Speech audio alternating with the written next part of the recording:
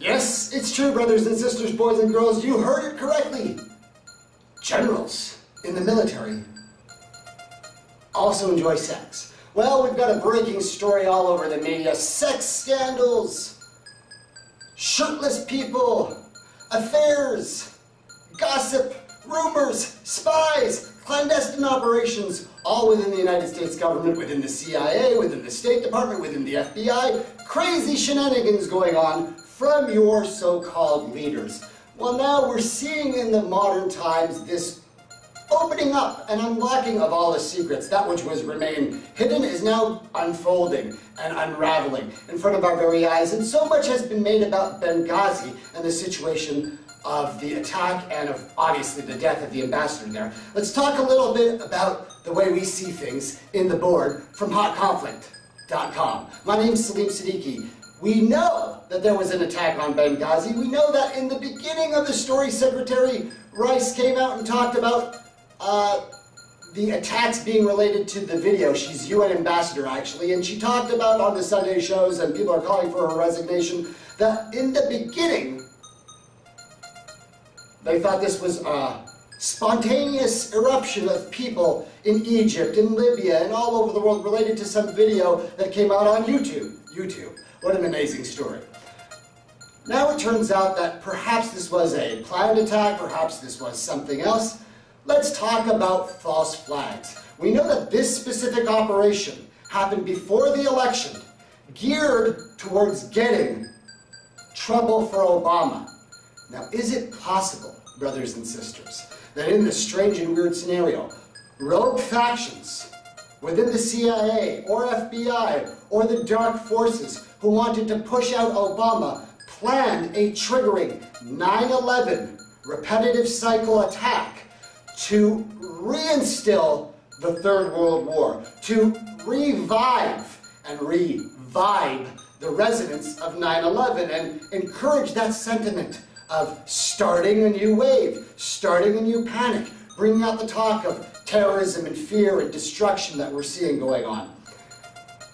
Is it possible that that occurred and that the White House was aware that there were possible rogue elements? Now, of course, everybody's saying, no, this was an Al-Qaeda or an Al-Qaeda-like attack. Well, we know Al-Qaeda is just a moniker for some bunch of people in Afghanistan, and when we refer to Al-Qaeda now, it's generally a franchise term. Well, an Al-Qaeda-like. Well, who are all these Al-Qaeda-like groups, and who funds them, and who gives them weapons, and who plans their operations? There are dark forces all over the earth, and they don't pay attention to borders, and they don't pay attention to religions or clans. Is it possible that the administration found out that certain individuals from the West were involved in creating a false flag operation to try and bring down the president, to try and push his hand into a further escalation? And because that was the case, they used an easy scapegoat of the movie or the YouTube situation and a spontaneous riot to downplay the major false flag operation? Is it then possible that those who were involved in these clandestine things then had their secrets uncovered by elements of light on the earth, or by fate itself, as all which is dark will sooner or later be revealed? And those who have been continuously manipulating, plotting, scheming, employing for the destruction of earth and all its inhabitants are now going to have their plans thwarted.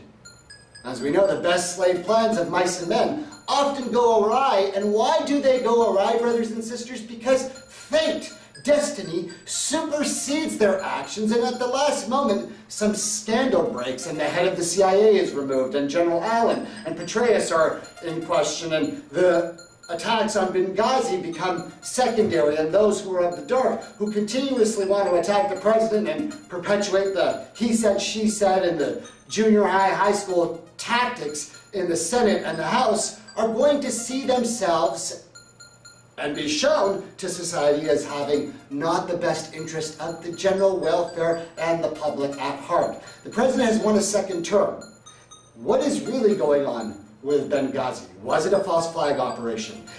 Is now the scandal related to the CIA, and even more possibly questions to the FBI, another round of bringing in those who should not be in positions of power, who should not be in positions of service, who should not be stating that they have fidelity, bravery, or integrity, or represent the true values of the Constitution of the United States. The idea that we, the people, are to be represented. And that is a fundamental, whether here in the West, in the United States, or all over the world. And governments everywhere are seeing this play out. And so it's important for those of us to understand that there is always more going on. There is always multiple levels of the game being played. There's always pieces on the chessboard being moved around. And you have to interpret what is the truth from the fiction. What is the front story and the real story and the cover story behind. And it's even possible that the true reason for the Lord Most High, or those of the light, or those who move the leaves and sands of time and fate,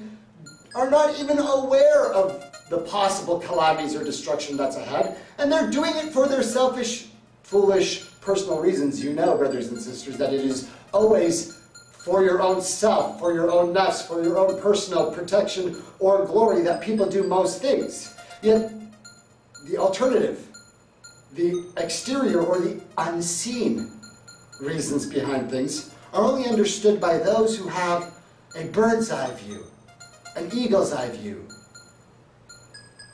a deeper insight, understanding what's going on with the world around us and why things are happening the way they are is what we cover on the website hotconflict.com, and many other things in detail for those of you who are members. Sex scandals, CIA, covert agents, spies, thousands and thousands of raunchy emails and topless shirts. That's our breaking news from hotconflict.com.